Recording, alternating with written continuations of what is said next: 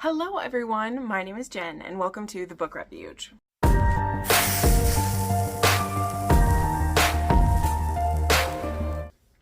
Hi friends, it is time to wrap up August, which we all know, it just zips right by.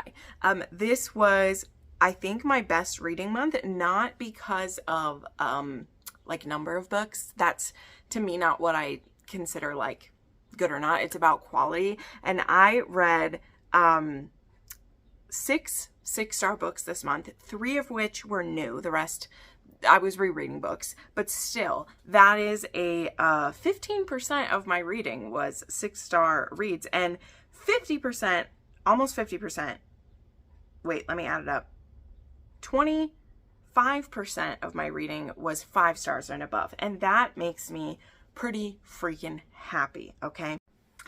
Okay, sorry for that cut. I've been waiting for my mail to come all day, and I was like, I have to film because I have something at 4 o'clock today, and of course, that is the way to make sure your mail arrives. Sit down to film a video. So anyway, yes, the quality of these books was extremely high this month, and I'm just so happy about that. I'm just so happy about that, and I can't wait to gush about these books, 2 of which I haven't even gushed about yet because I just read them this last week, and yeah, I'm very excited. So let's go ahead and dive in. First up, a couple notes. Number 1, thank you to my patrons who support me here, my channel members who help me make everything continue to go on. Make sure you check out those ways to support me. If you can't support that way, just giving this video a like, sharing it, with people, share my crazy self with someone, all of that helps me as well. Also, I won't be talking about every book that I read because if you'll see, I have read 40 books in the month of August, but I do talk about every book that I read on a weekly basis, and you can check out that playlist right here. Yes, all, let me see, I think I have a running total here. All 330 books I've read so far this year are in that playlist. So the good, the bad, and the ugly is all right there for you. So as I said, let's get into the stats, and then we'll talk about my top 5 books that I read. That's what I like to do in these because I like the end of the month to just be all good things, everything that is like the must reads for you. That's how we do it. So as I said, I read 40 books this month. Only one of those was a DNF, so that's awesome. Yes, I do count my DNF as in I tried it and I DNF'd it. I don't count it as a completed book, but I count it for the books that I looked at anyway. So there was 40 books. One of those was a DNF. This was 14,382 pages. The formats of these books, oh boy, there was 15 audiobooks, 16 ebooks, 11 physical books, and 23 ARCs. Yep. You remember a couple months ago when I was going to try to pull back on that? It didn't happen. I've read pretty much 20 ARCs every single month, but that's okay. I love them, and I love getting to do that. The ratings of these were, I had 6 6-stars, 12 5 stars, 6 4.5 stars, 11 4 stars, then there was 3 3.5 stars, and 1 3-star, and then as I had said, the 1 DNF. So as you can see, this was a high level, high class, whatever we want to say. This was a high level of reading in this month, which is great. Which makes sense because it was a lot of my favorite authors and lots of books that I reread. So there's a higher likelihood I'm going to be loving what's going on, right?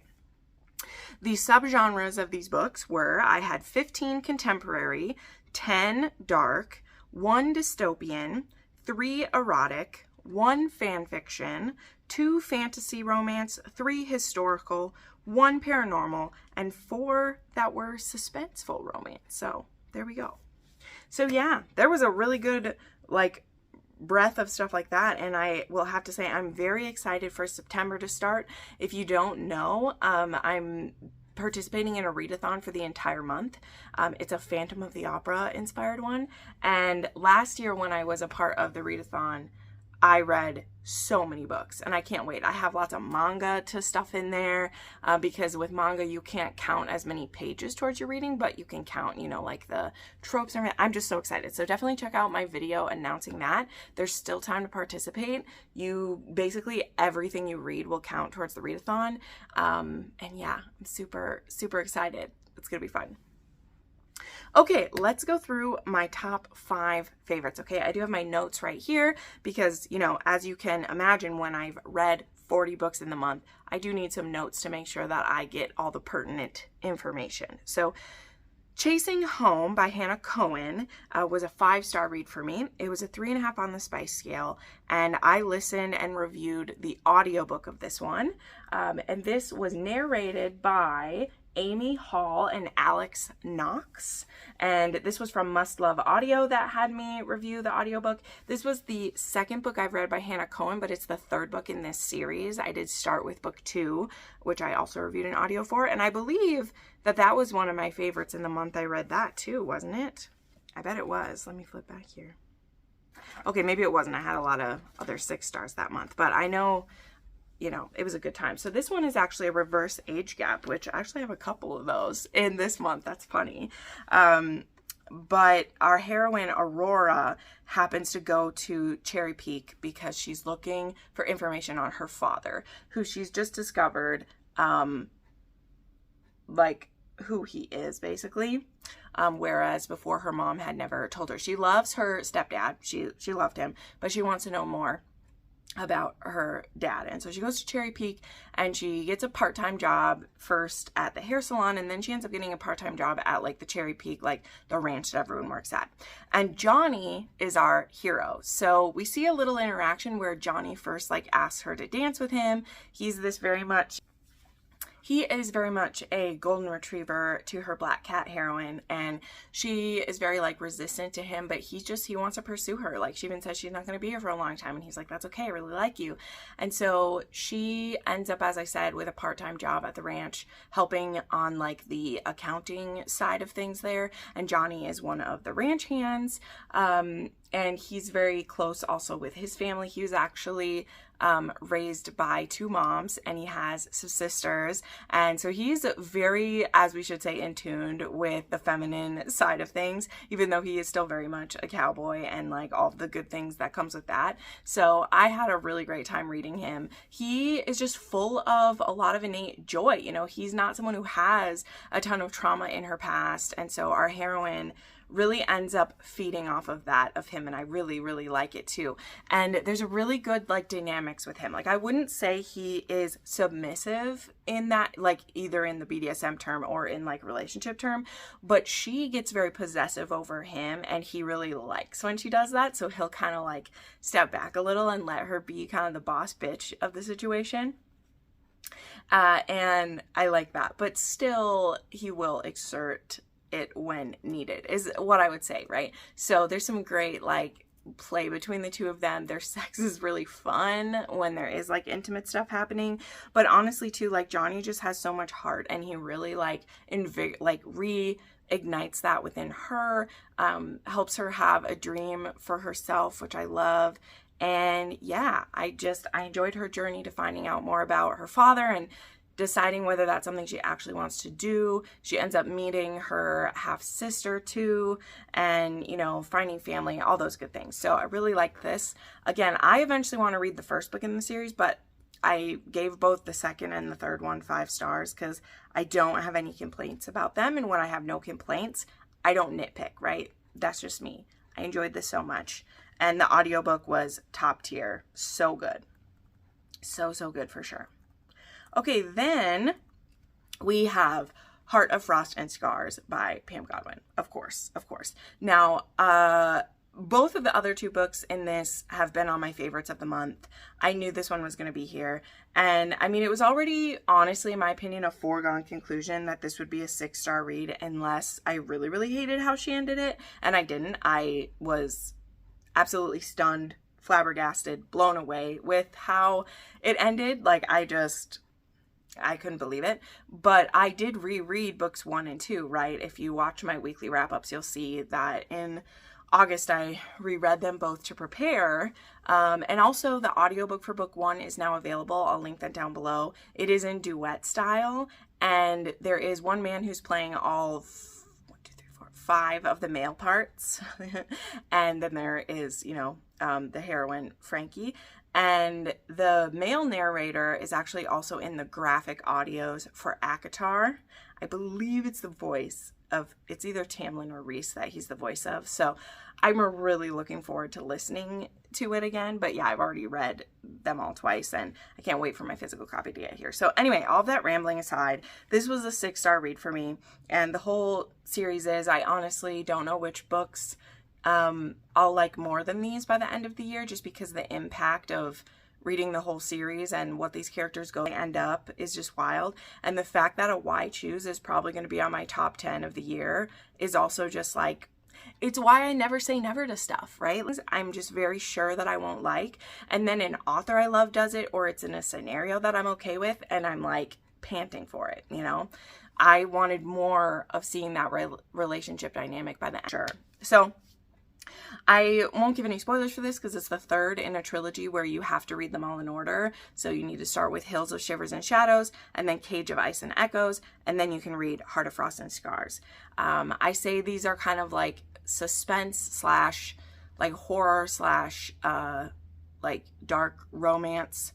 They do have explicit sex in them, but there's so much just like gut-wrenching pain and hardship that everyone goes through in here. There's lots of trauma. There's lots of trigger warnings to this. I'm not going to go through them here. Pam has a full detailed list that you can get into if you want them, but it's heavy. There's lots of heavy stuff in this. And the way things were left at book 2, it's just like, where is this all going? Like, what is happening? And yeah, it was beautiful. I was definitely tearing up at the end. I definitely did a fist pump for what's coming next, because there is a spin-off from this that's coming next. I, of course, won't tell you who it's about or whatever, because that would be major spoilers to tell you that. But I just love this, and I really hope that we're going to get back to getting a Pam book at least every on this trilogy for like 5 years. Definitely check out my interview with Pam that I had her on my channel right after book 1 came out. So, there isn't spoilers for the whole series. There is a little bit of spoiler for the first one and everything, but I loved it. So yeah, that's it. It's great. Okay, then we have The Boyfriend Goal by Lauren Blakely, and I received an ALC of this one, advanced listening copy of this one, and this was done by Aaron Mallon and Connor Craze, and it was in duet style, which was wonderful. I loved it. This is a fresh new series from her, but like most of her books, it does take place in the same world, and I know that this team that the hero's on, because this is a hockey romance, if you can't tell from the cover or the title, that her series that has like MFMs and MMFs in it, like some of those characters are mentioned in this one, so they're like on the same team and things like that. But this one is a one-night stand turned, you find out it's your captain's little sister, and also she needs a place to stay, and you've already offered up your home, and then you discover it's the super hot one-night stand that you had, and now you can't touch her because it's your captain's little sister. But I adored this. Like, honestly, I've liked Lauren Blakely in the past, so it's not like it's a shocker that I like her. I've given her books 5 stars before, but she's an author that she is so prolific that she has literally probably hundreds in the plural of books she's either co-written or written on her own or have gone direct to audio, like all of these things. And so she's not an author that I really try. Like, I'm not even going to try to like read her whole backlist or any of that. But once in a while, one of her specific books will catch my eye and I'm like, ooh, and that happened with last year. There was like the Virgin Society series. I liked those ones. I did read the first one in her MMF or the MFM one, and like that was okay. I didn't love that one. But I also have liked some of her MM books she's written before. So I have read probably 20 of her books. I'm just not, always like right on top of it when like a new one comes out. But I saw that this was the start of a new series and that it was possible to sign up for an arc of it, or an ALC of it, because all of her books, her audiobooks, come out like the same day. And I ended up getting an audiobook, and it was delightful because the way that this one night stand starts, they have such a great meet cute. Our heroine is only supposed to be in the city for like a 3-month term. Like, she's doing a short-term job at this library there. She got a grant to help them improve some of their like programs and everything. But that's why she only needs a roommate. She only needs a place to live for a couple months. And so her brother ends up, like I said, asking his teammates, hey, can my sister stay with you? I know y'all have nice big houses and that you travel most of the time. So like, help me out, right? Because he's the captain and he can kind of pull that lever a little bit. And our hero, Wes, like, he of course volunteered. He's just a great guy. He's happy to do it. But his mind is on this wonderful woman that he had a one night stand with the week before. She left her scarf in the hotel room. He wants to try to find her. He knows he doesn't have time to date, but there was just something about her. She wants to find him, even though she's only in town for a short time. And then they meet their roommate and are like, oh no, so we can't have anything. But, you know, now they're in a forced proximity and they're going to be spending time together. And again, she did such a good job making me believe their like whole, that night that they have a one night stand. And it isn't just sexual chemistry. It's just how, like, their talking just leads to one thing to the other, and they didn't want to leave each other at all. So they end up rolling into a one night stand because but they both wanted more. It's very clear that they both wanted to find the person again. And now they have, and like, oopsie. So I just enjoyed this. Of course, I recommend the audio to listen to it. Her books are fantastic that way. And I just liked it. I signed up for the next book in the series too. So maybe this will be a series that, it's called Love and Hockey is the series. Being honest, she probably has the series completed already because the audiobooks are being made of it. But yeah, this was 5 stars for me. It was a 3.5 on the spice scale. Okay. Now we're going to get to these last two. I wish I had them to hold them up, but both of these next 2 books I'm going to talk about, I read them back to back because I had arcs of both of them, and they're some of my most anticipated books. And maybe you already know probably from what the thumbnail of this was. And so even though they don't come out until, they both come, well, one comes out September 3rd and one comes out September 12th. So even though I had other things I needed to read first, I had to read these because I couldn't let them sit on my Kindle a moment longer, right? So the first one that we'll talk about was In the Details by Julia Wolf. I know. And I'm going to be that boring girl who simps after her favorite authors, and I don't care because we're all about joy here, and the level of joy that I get from Julia Wolf's novels cannot be overstated, okay? This book, though, I actually took 3 days to read, like pretty much on purpose. One of them, it's because I was so tired I was like falling asleep and it wasn't the book's fault, but I purposely didn't want to finish this book because it was so good. And I was a little nervous what the third act would be. So then I'm like, oh, but this is just so, I don't want it. But like, she doesn't disappoint me. Okay. I honestly, this was so good. This book, I'll tell you little bits about it. Okay. But this book for me is like on par with P.S. You're Intolerable. It's a different way. It isn't like Jake and Elliot are, you know, she didn't copy the same man. But those certain qualities of like care and attention and respect and uplifting your partner and wanting to make her life easier and just all the little small things that were that book, like that's in here, you know? And yeah, so let's get into it a little bit. Again, I won't do like too much in this one. I'm going to be reviewing this on my weekly tomorrow when I review it then, and I'll probably talk a lot more there. But this is the monthly wrap up. So, and also the book isn't even out yet, right? I am sure 100% positive that like P.S. You're Intolerable, I will be talking about this book on every single video that I make this year. You know, like I already have 2 of her books on my 6 stars this year, you know, like I will talk about it all the time, so you'll get sick of it. But this is actually a reverse age gap too. It's not the age gap in my opinion that like affects them really, you know, but it is like he's 30, she's 37. She is a single, I believe her daughter is 3, so she's very little. She's 2 or 3. She's a toddler. She's little. And Clara is divorced, but also her ex-husband is in prison. This is kind of a direct-ish follow-up to Sincerely Your Inconvenient Wife, right? Because Clara is Luca's older sister, and we see her in that one, and we find out what happens with her husband in that one, actually, and it sets up this one. So, she is, I think, like, she's the VP or, like, on the executive board of Rossi Motors, but she's not, like, the president, because she didn't want to be that role, or the CEO, whatever we're calling it. But she is the billionaire in this scenario. And Jake, his family owns a business too. I can't remember what his business is in. I know well, yes, I do. They like own like body shops is what and Jake, he still likes to work in the body shops once in a while because he likes working on the vehicles. But how these two meet, because yeah, it's double single parents. He has a teenager and she has the 3-year-old, okay? Now, these two actually meet each other at a biker bar, okay? So we heard in Sincerely Your Inconvenient Wife that Clara loves to ride. She just was pregnant during that whole book, so she wasn't able to ride.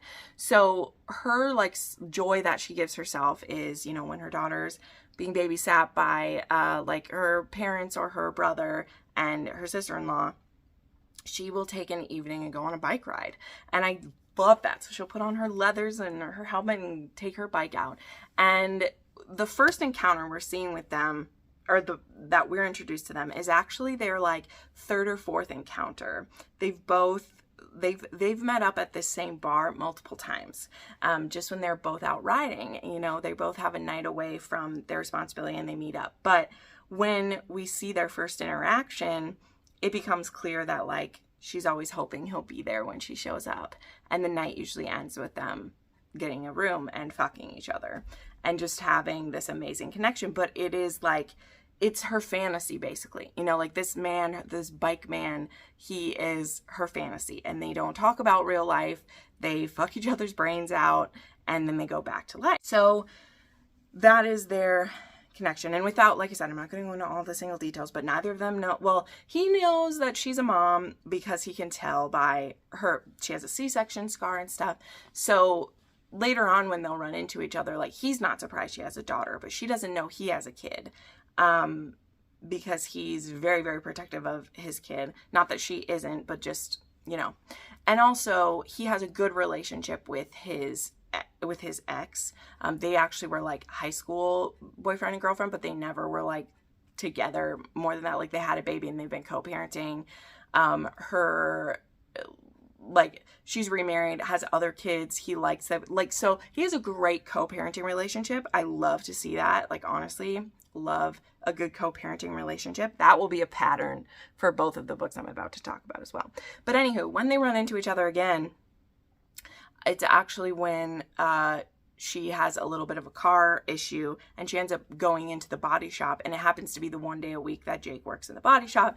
And so she runs into him, and now like they actually have a pretty awkward interaction because, I mean, she's had a really long day. She just wants to get her little girl home. Her little girl is hungry. She's crabby. And they just have like a rough interaction where she's like, oh, wow, this is why you shouldn't see your fantasy in real life, you know? So she's kind of like, wow, I guess I won't go meet up with him anymore because it's too real now. But then at work, I believe, like, it might even be the next day. You know how book logic works.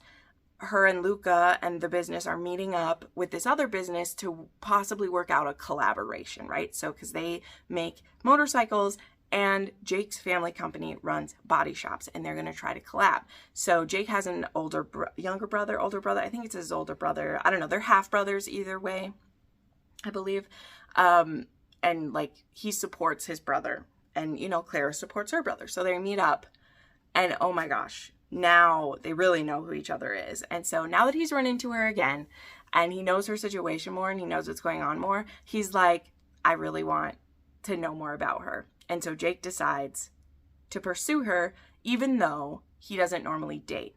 That's right. This is the type of book where it isn't just like, let's be secret lovers. He's like, I haven't dated seriously in a long time. You are just out of a like bad marriage, but there's something here and we're going to regret it if we don't try something. So There are lots of ups and downs still to this. It isn't perfect, but the way that they respect each other, the way they speak to each other, the way they think about and talk about the other person when the other person's not there, felt so true to some relationships I know in my life that I couldn't help but just absolutely love them, right? And the conflict when it comes about, you know, it isn't quite one of, like, you see that it's gonna happen, like, you know what it probably will be, but there also wasn't anybody who was wrong when it happens. And like so many of Julia Wolf's men do, Jake, the way he handles it is amazing. So yeah, I already talked enough about it. Like I said, I'll talk about it so many times. I loved it. It was swoony as hell. They were beautiful together. The way, like, one of my favorite little things, I just made a green flag, like, post on my Instagram, which if you don't know is, like, things about the man that are an instant green flag. There's a scene in here that, like, this isn't spoilers to the thing, but they're at his house with both of their both of their kids and him. They're at his house, and he's braiding his daughter's hair before, I think it's her soccer game they're gonna go to or something. He's braiding his daughter's hair, and the little girl who is Clara's daughter, she wants her hair braided too. And he's like, sure, sweetie, I can do that. So then he's braiding her daughter's hair, and then the little girl's like, will you do mommy's hair too? And he's like, you bet, sweetheart. And then he does her hair. So this man braids his daughter's hair, her daughter's hair, and then her hair. And he doesn't just do a braid like this. He does a full, like, crown braid across her freaking head. He does, like, makes her look like a freaking angel. And I'm just like, it's such a simple thing, but I love any scenes where a man is, like, doing her hair or brushing her hair or, like, any of that stuff. That's actually a video I want to, like, work on, is, like, you know, small, like, little things. And him, like, braiding all three of those girls' hair. I am so irrevocably in love with Jake. Like, it's crazy. And some of the things too I love about him, and I mean, I couldn't say I loved him more than Elliot, but he feels more real than Elliot does in ways, because he isn't as perfect. Like, I will say about P.S. You're Intolerable, like, there are very few things that Elliot does wrong besides, sorry that now I'm talking about Elliot, but you know, that's live.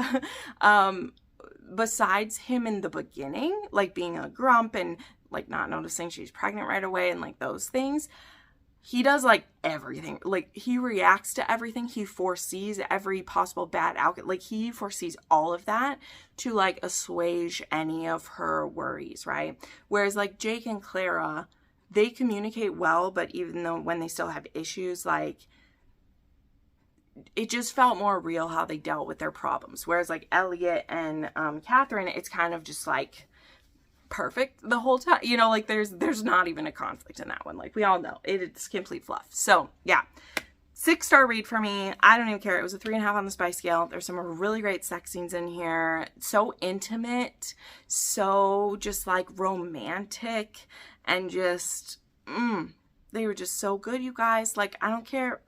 I'll be screaming about this one too, okay?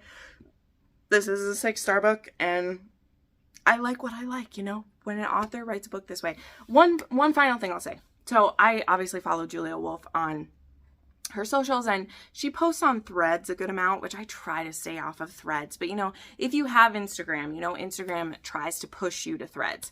And so I saw like the beginning of a post of hers, and then I went through to read it. And she said that one of her earlier books, there was a reviewer, this was back when she used to read her reviews, and a reviewer said she didn't believe that that the HEA would last for this couple. And Julia said in her post that greatly affected her, because she's like, I didn't make them believe the romance. And she's like, number one, I don't read reviews anymore. But number two, I want every couple I write, I want the people to know to their bones that this couple is going to stay together. And now that I've heard her, like, that she wrote that on a post, I can see it. I can see it for sure, especially in the books I've read of hers since I've started following her. There are some of her past books that I don't love. I mean, there's some of the current ones that aren't as high up, but in general, she's a solid author for me. There aren't really things that I don't love. So Take that for what you will. I'm a Julia Wolf stan, okay? I've said it. It's there. It's out there. So if you, don't trust my word on it, like, it's okay. Like, it's okay. I understand. But I will have links to all of these down below, even the ones there's a pre-order for. So let's get to the last one. And this is another one that I literally said in the review, like, people aren't going to believe me anymore, right? Like, people aren't going to believe my word anymore because I keep giving this author 6 stars. And I listened to the ALC of Wild Eyes this week. So like I said, I had these back to back. And as soon as I finished in the details, I had actually already started the audiobook for Wild Eyes because I needed something while I was doing that. And this was beautiful. Number one, if at all possible, like, I'm not going to necessarily like push this, like, if you don't like audiobooks, fine, whatever. But if you like audiobooks at all, like, you like them, if you can have it, whatever, I highly suggest that you pre-order, purchase, get your hands on the audio for Wild Eyes, because this has music in it. Some people are being like quiet about that. Like, I'm not going to, like, this one is about a singer, and there are 2 like original songs that are like written for this book that are in here, and the artists of those sing it. So there are 2 songs in this book. One is called Wild Eyes and one is called something else that I won't tell you what it's called. But yeah, so if you read Wild Love, you'll know that one was Ford and Rosie starting Rose Hill Records, right? And that was their whole thing about getting it set up. And near the like end of that book, Cora, who is Ford's daughter, has, she comes back into his life. That's what a lot of that book is about. This whole series is about single dads. Okay, it's about a single dad, like bowling league. We're going to do all of those dads, just so you know. But West, I think is it West? I read a West and a Weston. Yeah, this is Weston. He is Rosie's brother, right? So that one was a brother's best friend scenario. This one is a forced proximity single dad. He has 2 kids. Again, as I said, like, he has a great relationship with his co-parent, really likes her husband. But what's cool too is, like, Weston was the bad boy, right? Like, he's got tattoos on his knuckles, and he got himself in trouble quite a few times as a kid. He was a wild boy. And, now much more stable. He has his 2 kids. He's tried the marriage thing, didn't like really work out for him. He's planning to stay single, be focused on his kids, be focused on his business. So I believe, like, he's a horse trainer, so he has a ranch, he has the horses there. We spend a lot of time with the horses in here, so I really liked that. I loved getting our hands, like, back on horses in this series, because I feel like we didn't spend much time with the horses in, like, the last, like, 3 or 4 books. But, like, I feel like since Cade, we haven't really spent much time, like, with the horse. Not that they have to, but, like on Chestnut Springs, well, I guess Theo, because he like riding that, but, like, we don't spend time, like, on the ranch, like, since Heartless. We haven't really done that. So yeah, West is really working with the horses and everything. And he has a bunkhouse, which I believe Rosie stayed there, like, in the beginning of this. She was staying in her brother's bunkhouse. Well, obviously now she lives with Ford. And so where was I going with this? So Cora is Ford's daughter. Let me get back on track. And he had asked her if she wants to collaborate with him for a new, like, what's an artist that he should approach to try to record with. And she wanted Skylar to do it. So Skylar, I will admit, I didn't pay too much attention to, like, the type of music she was doing before, but I think you're supposed to assume that she's a Taylor Swift type. That's how she's written. And she's getting very illusioned with it all. Not to spoil too much, but she's found some things out about her parents and some contracts and some situations that her parents have gotten her into, and she's just so over it. So when she gets reached out to by Ford about, doing music with him, she actually jumps on it. And she's like, you know what? After some stuff that's happened in my personal life, going to the middle of nowhere, like Canada, and working on this album sounds good. So she shows up in town, and there's no, like, really a place for her to rent where they are. And so Rosie's like, you're going to stay at my brother's guest house. And as I've said, West, he has 2 kids. They're adorable. His kids are so cute. And they actually run into each other when she's on her way into town. And they have kind of I was worried this was going to be an enemies to lovers to start because of their first interaction. But Skylar's actually a pretty good sport about it because she is in the wrong with what happens. And so this isn't an enemies to lovers at all. It's like forced proximity, I wouldn't necessarily say they were like friends to lovers either, because they're attracted to each other right away, but like she's not going to be there forever. But maybe it is friends. So I would say it's friends, because they really tease each other. The banter is great. He's kind of like egging her on to like free herself more and more, disconnect from Hollywood and Nashville and stuff. Like, well, she's here. And that's hard for her to start, for sure. But she has been so dragged down by all these demands, and like what she's supposed to eat, what she's supposed to look like, how, like, you know, what type of song she has to do, like all of that, she's been put in a box. And being at Rose Hill and getting to know West and his kids, and, you know, she helps him muck stalls and hay the horse, like she helps with those things.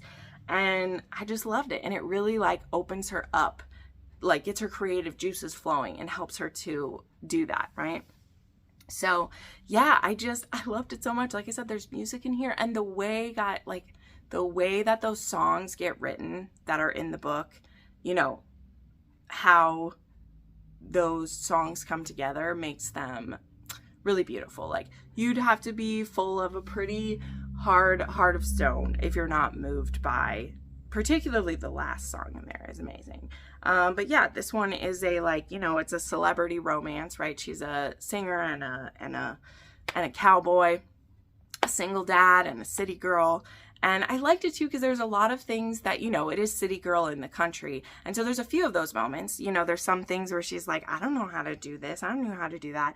And West will like tease her about it. But then she's like, I know I'm privileged. Like, I was never, and he's like, I know, we'll teach you how to do it, right? So he definitely teases her about certain ways that she, you know, does things, but she also is like, yeah, it is kind of crazy that I don't know how to make a grilled cheese, or, you know, something like that, right? Because she was just never, it's not even that she wouldn't have wanted to, like, she wasn't allowed to do those things, okay? So I've talked enough about it. It's wonderful. Everybody has their own opinion on Elsie Silver and how it'll work, but this one to me was very distinct from the previous one. You know, it isn't just a repeat of Ford and Rosie's story. I loved Skylar and I loved West, and I loved them together. And this one does have a bit more of kind of the, like, I wouldn't say like insta lust, like he definitely notices how pretty she is, also because he knows who this singer is, so he probably already has some preconceived lusty feelings about her as well. But it didn't give me like the ick or like too fast. Like, yes, they're very aware the other one's attractive, but they also are both aware of like why she's there too. So I don't know, maybe for some people it like won't work, and you know, of course it won't work for some people. But I am loving this series so much. Like, I'm excited for what the next one's going to be. I think the pre-order for that one's available already. But that couple is set up in this one. I believe that one's going to be a Marriage of Convenience, the next one. So, yeah, there is just a lot of good things happening. I love this town. Oh, one other thing. She has a rescued bird. I can't remember what type of bird, but it is a talking one. I don't remember if it's a parrot or like what it is. But she has a foul-mouthed bird that is wonderful. I love when there are like parrots and stuff in here that repeat naughty things that they shouldn't. I just love that.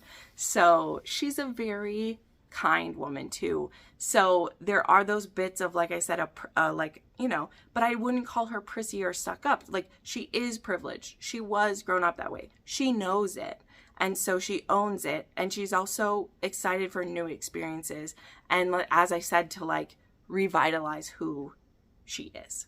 So I love that about her for sure.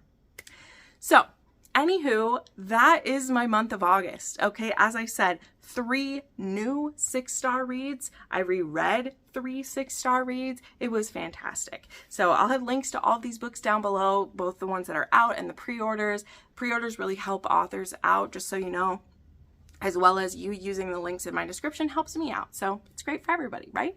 Well, maybe not for your wallet. We'll be real about that. So thank you so much for watching. Make sure you've liked this video, subscribe to my channel so that, and hit the notification bell so you know when I upload. I upload 4 times a week, so make sure you don't miss out on that.